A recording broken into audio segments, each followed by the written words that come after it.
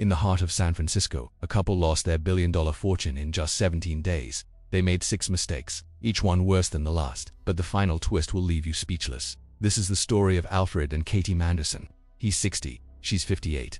For 30 years, they built a pharmaceutical empire from nothing. Their company was their life. They sold it for $1.5 billion, a fortune that could last for generations. They were ready for a peaceful retirement, filled with travel, charity, and time with their grandchildren.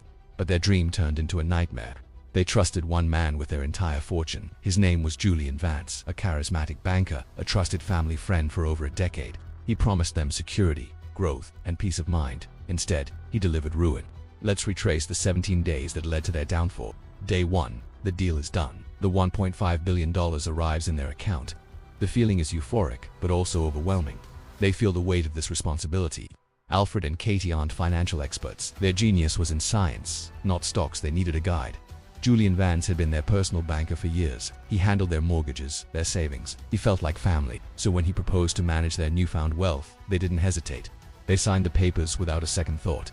That was their first mistake, placing absolute trust in a single person. No matter how close they seemed, they gave him complete control. It was like handing someone the keys to your house, your car, and your safe, all at once. Day 3, Julian calls. He's excited.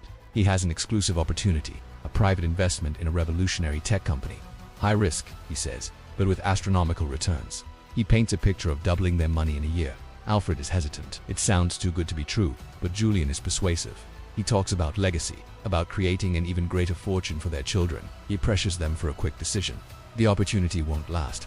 Against their better judgment, they agree. They wire him $300 million. Their second mistake, they let greed and the fear of missing out cloud their judgment. They abandon their cautious nature for a promise of quick, massive profits. The foundation of their financial security started to crack. Day 7, the first sign of trouble. Alfred tries to check the status of their tech investment. He can't find any public information about the company Julian mentioned. He calls Julian. Julian is smooth. He explains it's a silent-phase startup. Everything is confidential. To reassure Alfred, he sends them a fabricated performance report. It shows their investment has already grown by 20%. Alfred and Katy are relieved. They even feel a little foolish for doubting him. But this was their third mistake. They accepted a simple excuse without demanding concrete proof. They saw a document that confirmed what they wanted to believe, and they stopped asking questions. That fake report wasn't a reassurance. It was a smokescreen. In your opinion, at what precise moment did they make the fatal mistake? Was it the initial trust, the risky investment, or failing to verify? Let me know in the comments. Day 11. Julian calls again. This time his voice is urgent. He talks about a sudden market downturn. He claims their main portfolio is at risk of massive losses, but he has a solution. A complex financial product that will act as a shield. It's designed to protect their capital. He uses confusing terms and complex charts. He makes it sound like an emergency. They need to act now, or they could lose hundreds of millions. Confused and scared, they agree.